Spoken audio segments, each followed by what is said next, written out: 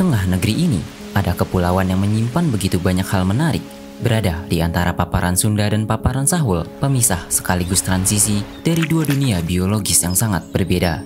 Membuatnya memiliki keanekaragaman hayati yang begitu spesial, memunculkan banyak spesies endemik eksklusif yang hanya ada di sini, dan berdiri sebagai salah satu pusat mega biodiversitas terpenting di bumi. Sebuah laboratorium alami, tempat di mana teori evolusi ditulis, yang terus memperlihatkan bagaimana kehidupan berevolusi dalam isolasi, di mana hal aneh, luar biasa, dan indah saling menyatu. Dinamai dari seorang ilmuwan hebat, inilah wilayah spesial Wallacea.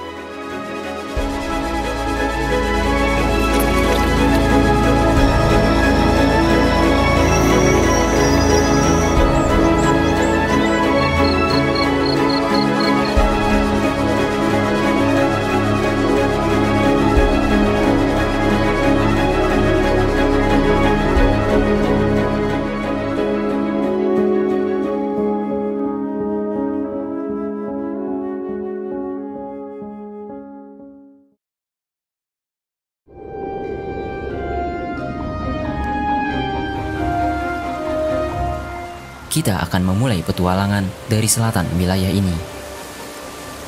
Di sini terdapat pulau-pulau kecil yang dibatasi lautan jernih dan indah. Pulau-pulau kecil ini ternyata rumah dari kadal raksasa, sang naga dunia nyata. Berlawanan dengan kepercayaan umum, nama Komodo justru diambil dari salah satu pulau yang menjadi habitatnya, bukan sebaliknya. Mereka adalah raja di sini. Tak ada predator yang setara dengannya di sini, alias predator puncak. Dalam taksonomi, Komodo tergabung dalam keluarga Varanid atau monitor lizard. Artinya, mereka masih berkerabat dengan biawak. Namun, tidak seperti kebanyakan biawak, Komodo punya penampilan yang sangat purbakala, barisan sisik tebal, dan mulut besar dipenuhi gigi. Sampai-sampai ada mitos yang mempercayai bahwa Komodo adalah dinosaurus yang tersisa. Padahal itu tidak benar, sama sekali tidak dilandaskan oleh bukti ilmiah. Bahkan secara ilmiah, mereka bukan keturunan dinosaurus. Keluarga Varanid termasuk Komodo adalah bagian dari taksa yang lebih tinggi, yaitu Ordo Squamata. Nenek moyang Squamata sudah terpisah jalur evolusi dengan nenek moyang dinosaurus, bahkan sebelum dinosaurus pertama muncul. Selain itu, fosil tertua dari Komodo yang diketahui berasal dari 3,8 juta tahun yang lalu. Ini bahkan sangat jauh dengan waktu kepunahan dinosaurus non-unggas. Selain itu, yang membuat Komodo berbeda, mereka terbiasa memangsa hewan hidup yang besarnya jauh dari ukuran tubuhnya, mulai dari rusa hingga sebesar kerbau. Ini adalah hal yang tidak ditemukan pada monitor lizard lain. Meskipun terkenal dengan julukan naga, tapi tentu mereka tidak berburu dengan menyemburkan api dari mulutnya. Namun, mulut mereka tetap menjadi senjata utama, bahaya tetap tersimpan di dalam rahangnya. Sudah menjadi pertanyaan sejak lama, bagaimana Komodo melumpuhkan mangsanya? Jawabannya pada saat itu adalah bakteri. Dipercaya air liur Komodo dipenuhi bakteri yang menyebabkan infeksi pada gigitannya. Namun ternyata penelitian terbaru menemukan hal lain. Seperti kerabat jauhnya, ular, Komodo juga punya kelenjar bisa.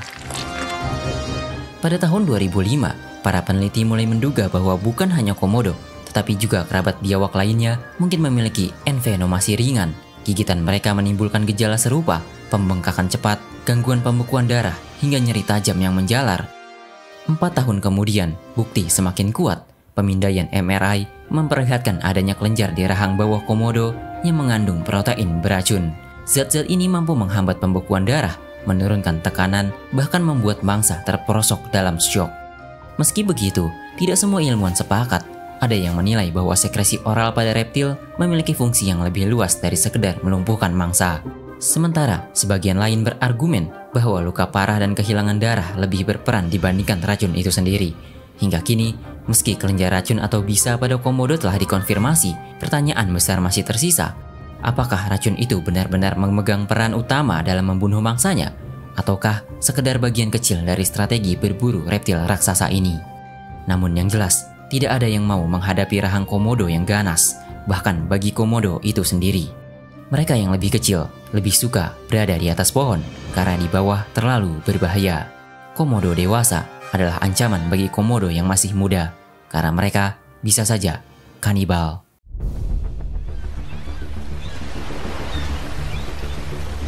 Jika diperhatikan lebih dekat, gigi komodo memiliki gerigi yang mengandung zat besi tinggi, membuatnya menjadi berkali-kali lipat lebih tajam. Terkadang, mangsa sebesar kerbau masih bisa melarikan diri dari serangan komodo. Namun, itu hanyalah penundaan dari ajal yang siap menjemputnya. Bukan berarti mereka lolos. Hanya tinggal menunggu waktu, gigitan fatal akan melumpuhkan sepenuhnya. Bagi komodo juga tidak berarti kehilangan mangsa. Mereka punya indera penciuman yang sangat tajam, dapat mendeteksi daging lezat 9,5 km jauhnya. Jadi ia tinggal mengikuti aroma yang menuntunnya ke mangsa yang lari. Di balik reputasinya sebagai reptil yang ganas, komodo sering dianggap teror bagi manusia. Namun dalam kenyataan, warga lokal yang tinggal berdampingan dengannya malah menghormati komodo. Bukan hanya sekedar teman, tapi dianggap saudara. Meskipun ada catatan serangan komodo terhadap manusia, tapi jumlahnya tidak banyak. Alih-alih lahir sebagai ancaman untuk manusia, yang terjadi tampak sebaliknya. Komodo sang naga dari Indonesia kini berada di ambang kerentanan akibat berbagai ancaman yang datang dari alam maupun manusia. Aktivitas vulkanik, gempa bumi, kebakaran, dan tantangan alam lainnya sudah memberikan potensi ancaman. Di sisi lain, manusia, sadar maupun tidak, telah menambah daftar ancaman bagi komodo. Hilangnya habitat hingga perburuan liar terhadap mangsa maupun komodo itu sendiri semakin mempersempit ruang hidup reptil raksasa ini. Ancaman yang lebih besar menghantui di masa depan. Perubahan iklim diproyeksikan akan mengeringkan habitat daratan rendah, bahkan hingga menurunkan 71% habitat yang sesuai pada tahun 2050 dalam skenario terburuk. Tanpa upaya konservasi serius, populasi di Flores diprediksi punah dan hanya tersisa komodo di Pulau Komodo serta Pulau Rinca dalam jumlah yang sangat terbatas. Sebagai spesies yang hanya bertahan di sisa-sisa pulau di Kepulauan Wallacea, keberlangsungan hidup komodo tidak hanya ditentukan oleh kekuatan biologinya sebagai reptil ektotermik, tetapi juga oleh bagaimana manusia menjaga habitatnya dari ancaman yang semakin besar. Jangan sampai sang naga komodo hanya menjadi bagian dari dongeng kesatria seperti halnya naga dalam budaya dan mitologi.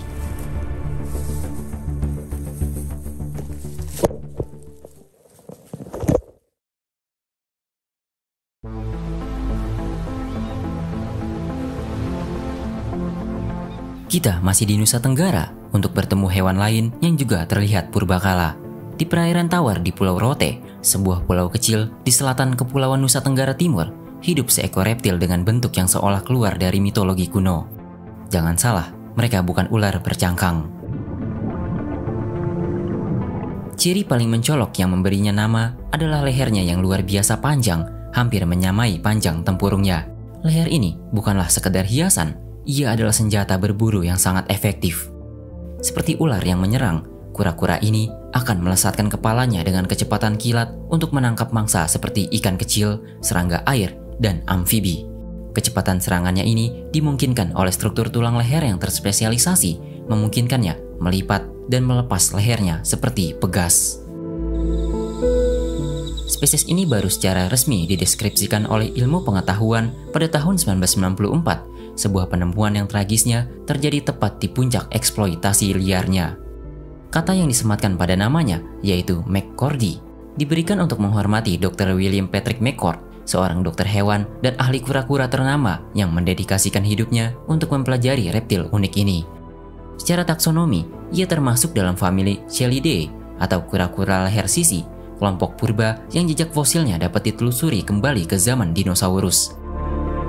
Anggota famili ini tidak menarik leher mereka lurus ke belakang seperti kura-kura pada umumnya, melainkan melipatnya ke samping di bawah cangkang. Celodina McCordy adalah contoh ekstrim dari adaptasi ini. Dengan leher yang begitu panjang sehingga tampak tidak proporsional, evolusinya di isolasi Pulau Rote memungkinkannya berkembang menjadi predator kunci di ekosistem lahan basahnya yang kecil dan rapuh. Danau-danau seperti Peto dan Lantik di Rote dengan vegetasi airnya yang padat menjadi benteng terakhirnya, sebuah dunia akuatik yang hilang di mana ia berkuasa. Namun keunikannya juga menjadi kelemahannya. Bentuknya yang eksotis menjadi awal dari kehancurannya. Keunikan kura-kura leher ular membuatnya menjadi target utama dalam perdagangan hewan peliharaan ilegal. Para kolektor dari seluruh dunia bersedia membayar mahal untuk memiliki karya seni hidup ini. Penangkapan yang masif terjadi pada dekade 1980-an hingga 1990-an. di mana ribuan individu diekspor secara ilegal, seringkali dengan dalih sebagai spesies lain yang lebih umum. Permintaan yang tak terkendali ini ditambah dengan hilangnya habitat akibat konvensi lahan dan kekeringan mendorong spesies ini ke jurang kepunahan. Kisah kepunahannya di alam liar adalah sebuah tragedi sunyi. Para ahli dengan berat hati menyatakan bahwa kura-kura leher ular Pulau Rote secara fungsional telah punah di alam liar. Harapan terakhirnya untuk kelestariannya kini bergantung sepenuhnya pada program penangkaran. Ini bukan sekedar memelihara mereka di akuarium. Ini adalah program tabungan spesies yang terkoordinasi dengan sangat ketat. Setiap perkawinan direncanakan dengan cermat menggunakan buku silsilah genetik untuk memaksimalkan keragaman dan menghindari perkawinan sedarah dari populasi pendiri yang sangat kecil. Para ahli herpetologi bekerja tanpa lelah untuk mereplikasi kondisi lingkungan pulau yang hanya seluas 1.280 km persegi ini, mulai dari siklus air, suhu, dan mangsa alami, guna memicu naluri berkembang biak. Setiap telur yang menetas adalah kemenangan besar melawan kepunahan. Mengembalikan mereka ke alam liar adalah tujuan akhir yang sangat rumit. Program ini membutuhkan restorasi total habitat danau di Pulau Rote, memastikan kualitas dan kuantitas air mencukupi sepanjang tahun. Lebih penting lagi, diperlukan perubahan sosial dan penegakan hukum yang kuat. Masyarakat lokal harus menjadi garda terdepan dalam perlindungannya. Memahami nilai ekologis kura-kura ini melebihi nilai ekonomi sesaat di pasar gelap. Tanpa fondasi ini, melepaskan mereka kembali hanya akan menjadi hukuman mati kedua bagi spesies yang ditarik dari ambang kepunahan oleh tangan manusia. Tangan yang sama yang pertama kali mendorongnya ke sana.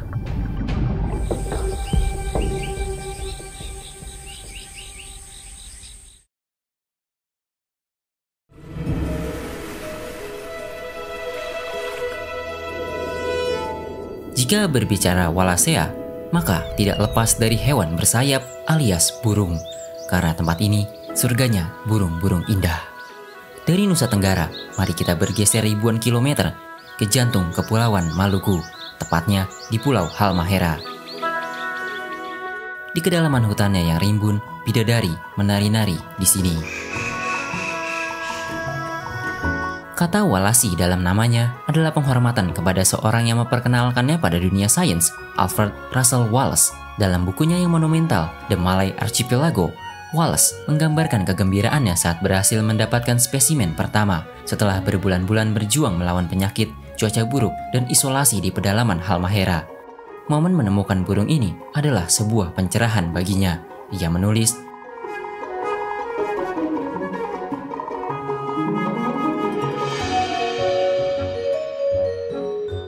bidadari Halmahera jantan adalah perwujudan keindahan yang memesona. Tubuhnya dibalut bulu berwarna zaitun coklat, namun di bagian dadanya dihiasi perisai hijau zamrud dan ungu yang berkilauan metalik. Kilauan ini bukan berasal dari pigmen, melainkan dari struktur mikro bulu yang rumit yang membiaskan cahaya, sebuah fenomena yang disebut perwarnaan struktural.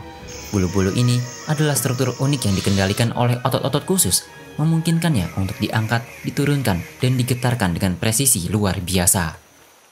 Namun keindahan mereka tidak berhenti di sana.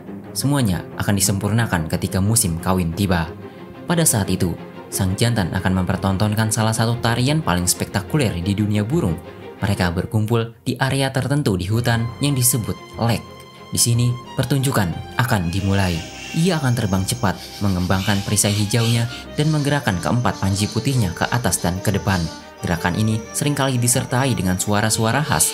Tarian ini bukan sekedar pameran, ini adalah tanda tentang kebugaran sang jantan kepada betina yang sangat pemilih. Karena untuk memastikan kelangsungan spesiesnya, betina harus mencari seorang ayah yang sempurna demi keturunan yang juga sempurna.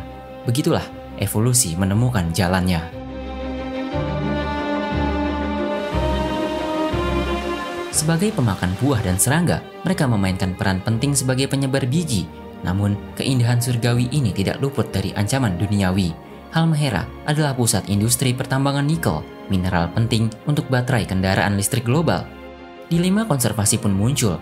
Kemajuan teknologi hijau yang digadang-gadang ramah lingkungan di satu sisi dunia, didanai oleh perusakan habitat di sisi lainnya.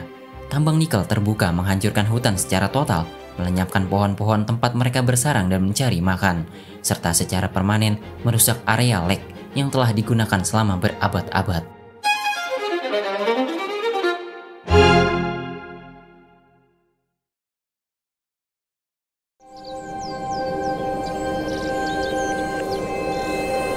Masih di belantara Halmahera, di tengah keindahan bidadari yang gemerlap, hidup kerabatnya yang seolah menjadi antitesis dari kemewahan keluarga Cendrawasih. Lupakan bulu warna-warni, perisai dada yang berkilauan, atau tarian yang rumit. Jika kita melihatnya, sekilas kita mungkin akan mengiranya sebagai seekor gagak.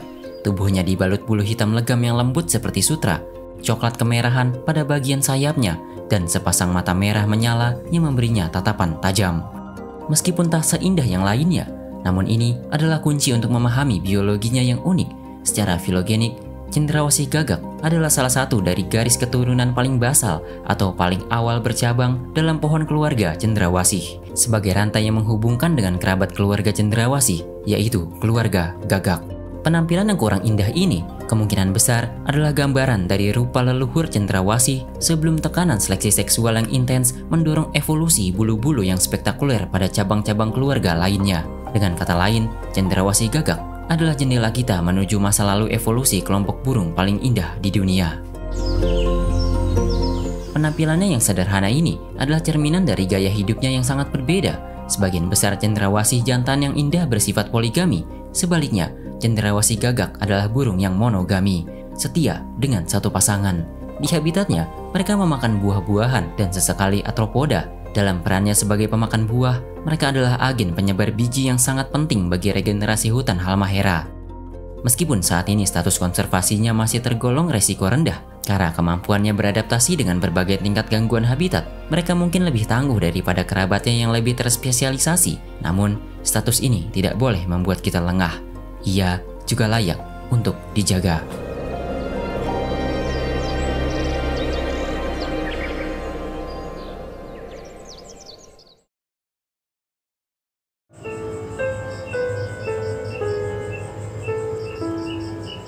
Dari dunia hewan bertelur, waktunya kita melihat dunia hewan menyusui.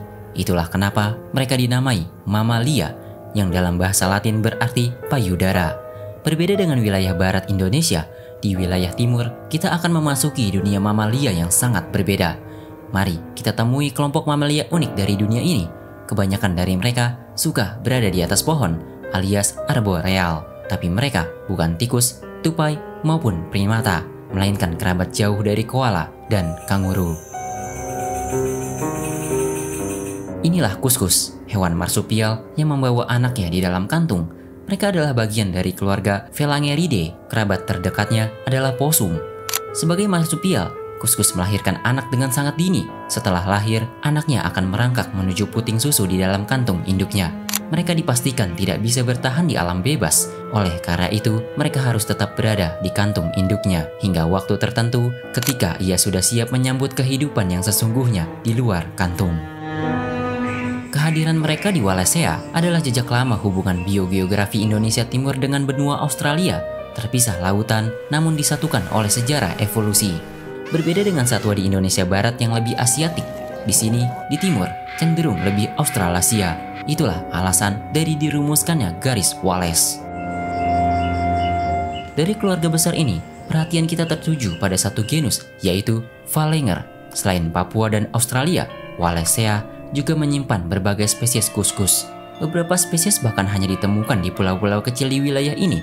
Pulau-pulau ini membuka jalan untuk menciptakan spesies baru, menunjukkan saking tingginya endemisitas di wilayah Wallacea. Contohnya spesies yang ini, spesies bermata biru, yang sampai-sampai nama ilmiahnya pun menggunakan bahasa Indonesia, Phalanger mata biru. Mereka endemik Ternate dan Tidore, pulau di mana teori evolusi ditulis langsung dalam sebuah surat oleh Alfred Wallace. Sementara spesies yang ini hanya ditemukan di Pulau Halmahera, Bacan, dan Moratai. Setiap spesies mungkin punya perbedaan yang memisahkannya satu sama lain, namun mereka punya kebiasaan yang sama.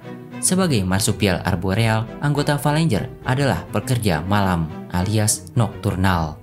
Tapi apa yang membuat mereka sangat suka berada di atas pohon? Sebab disinilah makanan mereka tumbuh melimpah ruah.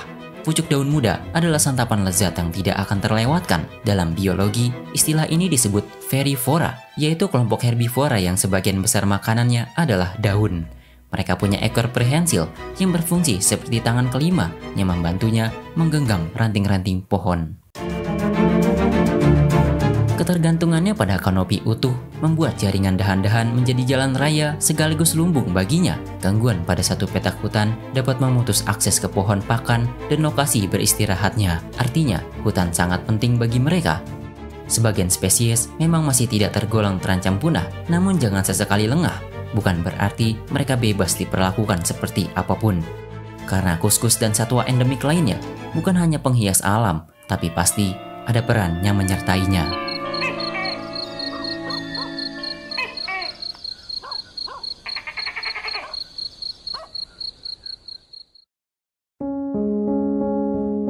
Wallacea, di balik hutan, laut, dan pulau-pulau kecilnya, ada kisah ribuan spesies yang hanya bisa ditemukan di sini dan tidak ada di tempat lain di dunia. Namun, keindahan ini perlahan memudar di tengah gempuran zaman. Kisah-kisah ini adalah potret kecil dari kekayaan hayati Indonesia yang luar biasa sekaligus rapuh. Spesies-spesies ini yang terbentuk oleh isolasi jutaan tahun, kini menghadapi ancaman seragam dari aktivitas manusia dalam hitungan dekade. Sekian dulu video kali ini. Terima kasih.